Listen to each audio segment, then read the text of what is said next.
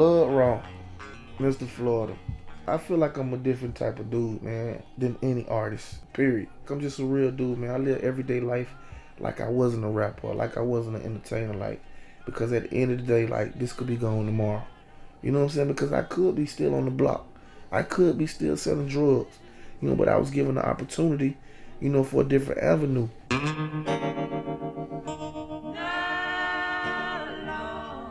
Panama City is my hometown. And I was born and raised here, man. Like, it means everything to me. I don't know nobody in the NBA from Panama City.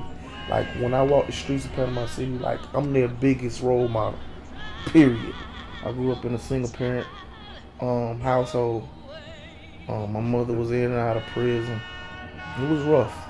Like, I grew up too fast. I seen things that a child should never see. Shit.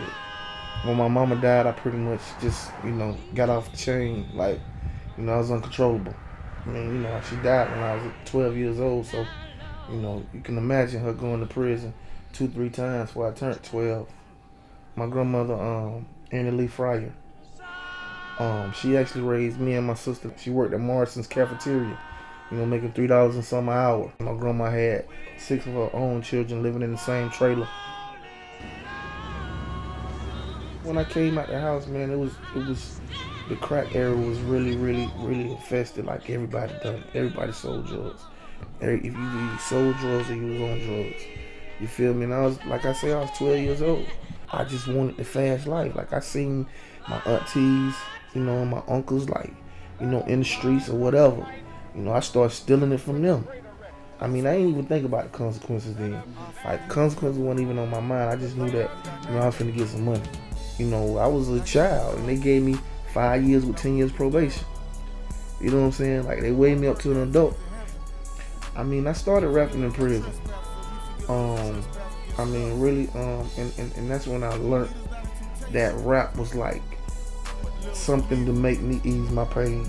I mean, I was rapping about things I used to do when I was on the street. I had a dream like Martin, so the pain is what I'm used to. Been through so much hell, like a nigga met Lucifer. I know God watching, I can feel his hand. The scripture written, I'm just trying to stick to the plan. I'm a man, my confession is a testimony. I can't figure out why a nigga feel lonely. God, please help me. I'm the realest in it.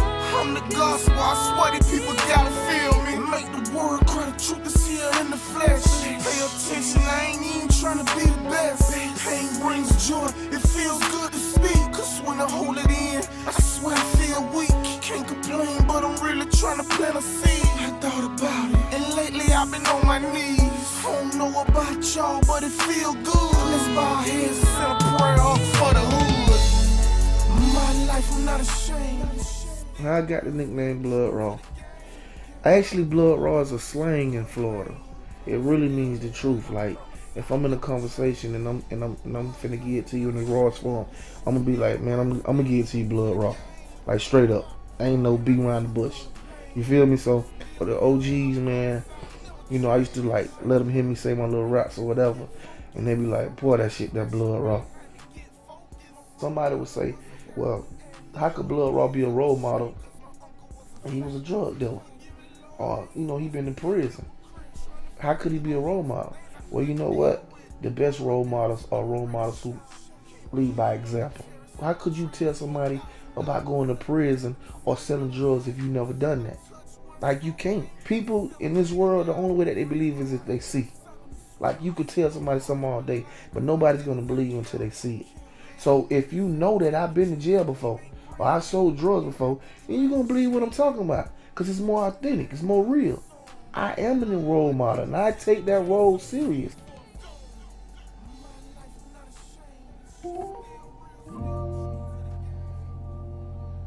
Anytime you speak about God, like, people kind of get a little timid. No matter what you're doing. I don't care if you're selling drugs, I don't care if you're robbing, you're stealing, or whatever. Like, if you allow God to come in your life, a lot of that's going to start to change on its own. Because as long as your faith start growing, then he going to start knocking all the negativity off. So just know that because you doing wrong doesn't mean that you can't have God in your life. You feel me? So one thing I learned is that if you put him first, then everything's going to be so much easier. Like all your dreams can come true, straight up.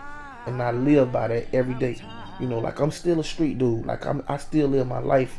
You know, I'm a hood nigga. You know what I'm saying? Like straight up. You know, but at the end of the day, like I told you earlier, it's like it's some part of your life like you gotta bring God into it.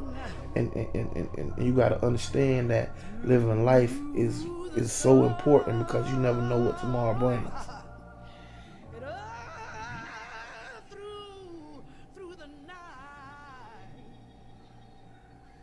My life, the true testimony, man. At the end of the day, you know, doing this music thing is destiny for me.